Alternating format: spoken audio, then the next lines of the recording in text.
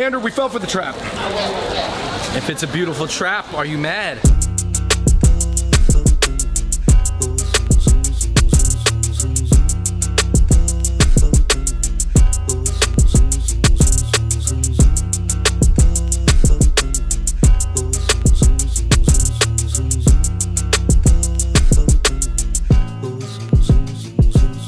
Welcome to another Shanghai episode of Fung Bros Food. Woo! So, you guys, there's no more street food in Shanghai.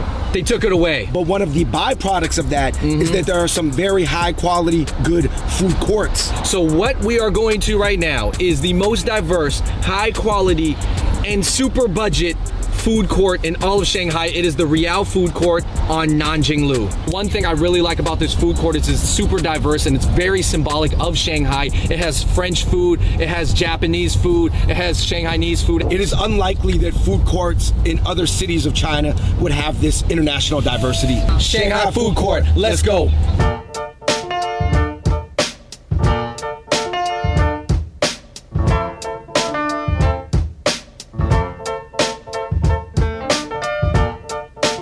Alright, you guys, so we have just arrived at the food court. We have some decisions to make. We're not gonna be able to go everywhere. It's crazy right now. You know what's popping right now? And we eat this at 626 sometimes, is malatang. It's a hot pot thing where you get to choose your ingredients, choose your own adventure, and then they throw it in a pot. Alright, to me, in terms of what I have not seen at the ones in, you know, America, the purple thing. They have a lot of fish cakes here. Their selection of fish balls are off the charts. We just gotta get a shot of the sausages, that's it. They are reliving, David, those old Reynolds Wraps commercials where they were like, oh, you can cook anything in Reynolds Wrap. This is a foil commercial right here. This is actually fascinating to me because obviously in America you wouldn't be allowed to do this. You see, this dish itself is kind of like some version of a seafood boil malatang type thing. I mean, it's not too different than the other ones, but just the format with the foil, mind blown. In case you guys didn't know, Chinese people love anything considered hot pot. Actually, these are dry hot pots. Basically, imagine hot pot with the soup removed and replaced with oil. Alright, you guys, I just received my Shanghai local classics. I'm super excited to try this. Let's go. Yo, man, David. You know, it's only right that in Shanghai, we open up with some Shanghainese classics. We're gonna eat the xiaolongbao. A authentic Shanghainese xiaolongbao has a tiny bit of juice in it, but not that much. Yeah. You can actually see the meat through the skin. Some ones that are almost like mantos too. Xiaolongbao, aka xiaolongbao. Nothing different. This pork and shrimp one, I'll take a bite for you guys to see. Almost tastes more like a xiaomai. Xiaomai. Because they have the Shanghainese xiaomai, and the Shanghainese xiaomai is very different. There's another thing called a tongbao that has way more juice. Wow. That tastes almost like the xiaomai that mom and dad made. Wow. Does it not? Wow, points for nostalgia. Fried pork chop, aka ta pai gu. I'm gonna dip it in this. Then we have Tao Nian Gao as our carb. It almost feels like the whole community is in here. What is this? It is a fried rice cake. I actually really like the pork chop. Not a fan of the rice cake. It has a cool texture, crispy and chewy, but the fried pork chop was actually pretty good. What I like about this food court is that the people here, it actually has a lot of international flavors here at the food court, but there's actually not that many international people. It seems like a lot of these people might be local Shanghainese people who live in the area. Shanghai egg rolls. Egg rolls, after all, are authentic, but the thing that determines the authenticity is about the filling. David, we've eaten a decent amount of northern Chinese food. As far as we know, do they eat egg rolls in the north? I've never seen one. You got the juice busting out of the side, look at that. I really like the wrapping on the Shanghai egg roll, but the filling to me, it's just cool. I actually liked it because there's pork, cabbage, and mushroom in it, and then the outside was a little bit chewy. This is actually, to me, one of my more favorite egg rolls that I've had. Yo, this is probably the most classic Shanghainese dish because they don't even serve this in other provinces. Tao Nian Gao, stir-fried rice cakes. I didn't expect it to have that much flavor. You think this is like the Chinese pesto? Because the rice cake is like pasta, and then the veggies are kind of like the pesto sauce. Oh man, this is good. I keep eating this. Don't eat too much, man, because we have the very fresh Yang's dumplings, aka the most famous chain of them all. Well, Yang's is sort of like the In-N-Out of Shenzhen Bao. Yeah, and everybody tells you like, oh, you got to get Yang's when you go. Is it the best? I don't know. We'll find out. Shenzhen Bao. Jitai, which is, it's got a very particular characteristic to it, sort of like an arugula flavor. I like this one a lot because I like vegetables in my dumpling. I liked it because the skin wasn't overly fried. Nah, comparing it to King Food Court in Alhambra, the skin is thinner, which I enjoy. Smaller. Guys, another Shinjin Bao. Let's see what flavor this is. It's shrimp. I'm pouring the vinegar into my Shinjin Bao right here. It almost tastes a little bit like a hot dog. I personally like the shepherd's one a little bit better. I'm personally not used to eating shrimp with the fried shell. That's not my favorite like combo. This is going to be the Yang's dumpling, the OG one. This is the one that sells out before everything else. I just drink all that soup. Oh, that's really good. It's fried top here. Look at that.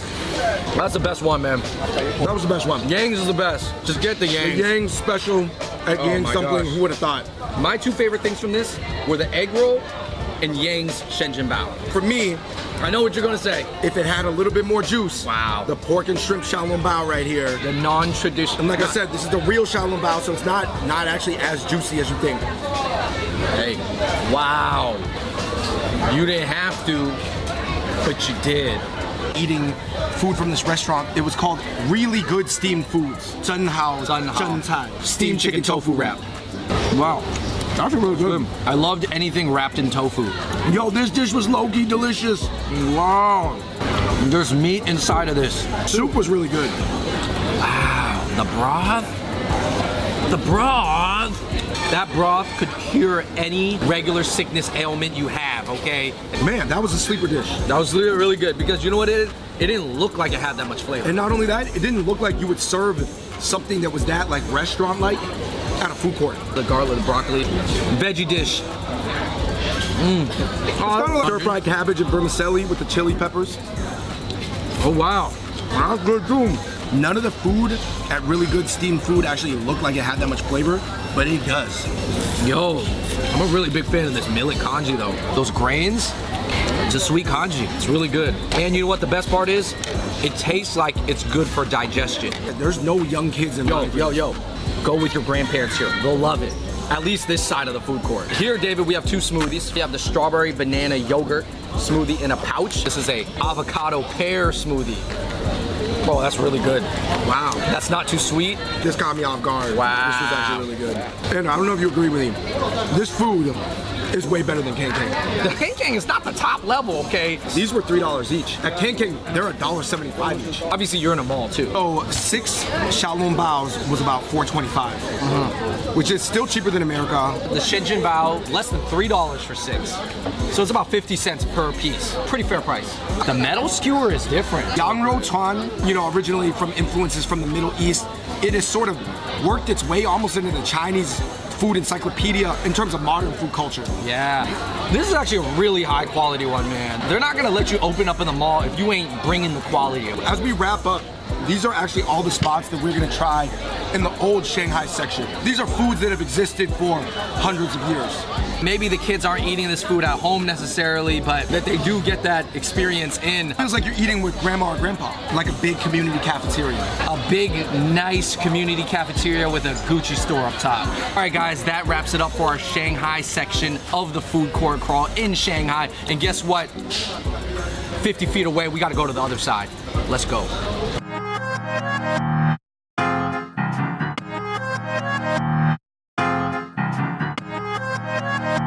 We have arrived The new school section.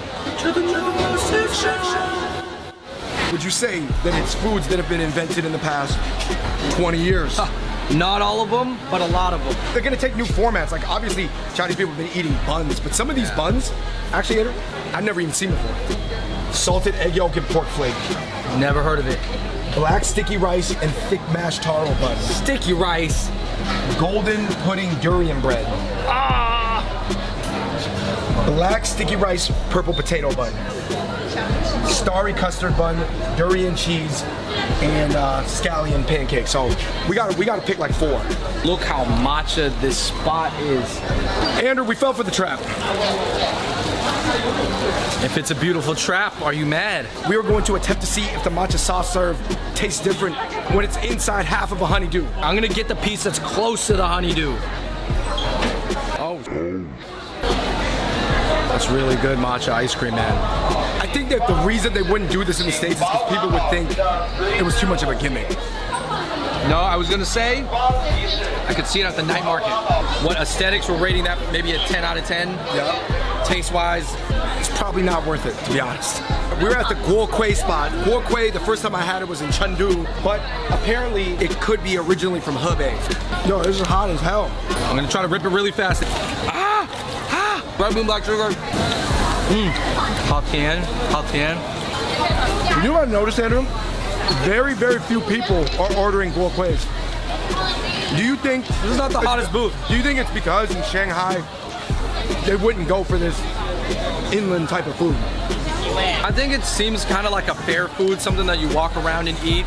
And I gotta be honest, I think they could put more meat in it and make it a little bit more substantial. That's my only criticism. All right, everybody, as you can see, this food court is getting crazy. It's very busy, and there is actually even more food than I had imagined. Man, some of the lines for some stuff, we weren't even gonna be able to get to it. I think it's fitting to finish at the Japanese section because if they do one international cuisine very well in Shanghai, it's actually Japanese food. Yes, Japanese food is really, really good out here. And this sushi bar looks amazing. They have seared salmon sushi. That is not regular. I mean, this guy's making it fresh. I think it's real. It's real. It's real. Oh, yeah. Look how monstrous this is, man.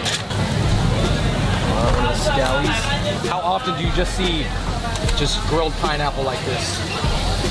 Kind of debating on what cut of meat we should get grilled. Because they do have lunch specials. But I feel like if we're not gonna get a lot, we might as well get the highest grade.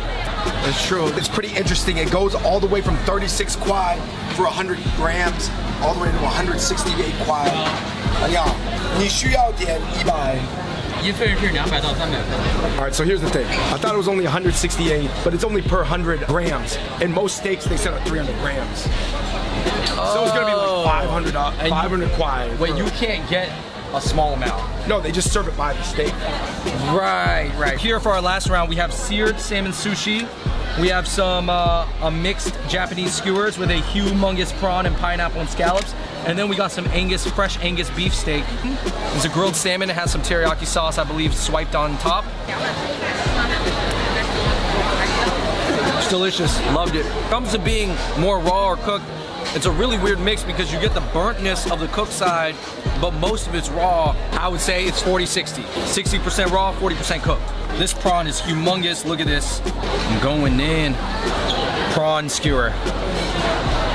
Juicy, not dry, salty, shrimpy. Pretty good. There's a pineapple. It's just raw, really sweet pineapple. That was delicious. It was a great palate cleanser. And if you guys know about lunch steak in Japan, they typically weigh it out and they serve it in a very non-traditional fashion. This is the Angus combo, 68 kwai. This is $10. You get to watch them cook this right in front of you. Wow. I thought they overcooked it, but it wasn't. And it's actually got a ton of flavor. Better or worse than pepper lunch? It's got more flavor than pepper lunch, but that's not a better cut of meat than pepper lunch. Oh, okay, okay. Let me flip the camera.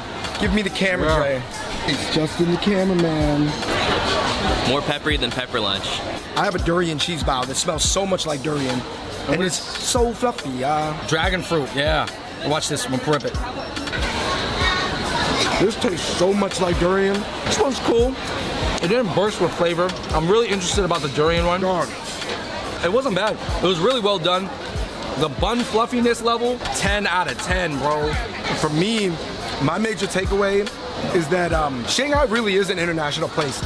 There's no way that they can have this many international booths without there being like a desire from the locals to eat all these different foods from different countries. And you know it's actual Shanghainese because, as you can see, there's apparently not a lot of foreigners here. So this is not a expat mall. This is a Shanghainese mall. I'm happy to see it. I mean, I'm not gonna lie, 12 years ago, I did a study abroad in Shanghai. There was nothing like this that existed. To come back 12 years later, do I miss the jovial, folksy atmosphere of outdoors eating? For sure, but this is the way society moves. There's progression. Sometimes you miss the old things, but you like the new things. And to see this, I gotta tell you, they take a lot of food that is normally sold on the side of the street, they clean it up, and like you said, they sell it below a Gucci store. I was really glad that they were able to kind of bring the authentic flavors, even in a mall. I think sometimes when you eat in a mall, you tend to think like some authenticity or some kind of grittiness disappears. Right, like even pizza in the mall, like Sbarro. Yeah. You don't think that that's gonna taste. You never like, legit. You never think anything in the mall is authentic. That's the fact. You never believe that, but it is, and it's tasty, and it's good, and it's still affordable. It may be a little bit more expensive than the street, of course, and it should be, but you have all the options here. All right, you guys, thank you so much for watching that food court crawl through the Rial food court here in Shanghai. Like I said, we just wanted to see the new street culture, or at least what has come up in place of it. I think this place is also right across the street from a historic landmark, Jing'an Temple. So if you guys come here, you can check out both. Make sure you give this video a thumbs up, turn on your notifications so you don't miss a video, and please let us know what other food courts you would like to see us check out around China. Again, this is David, this is Andrew, Justin's behind the camera. Until next time, we out. Peace. Yo, is this where all the people overseas are getting the Balenciaga from? They got, you don't just see that in San Diego Mall. You don't just see a Balenciaga store.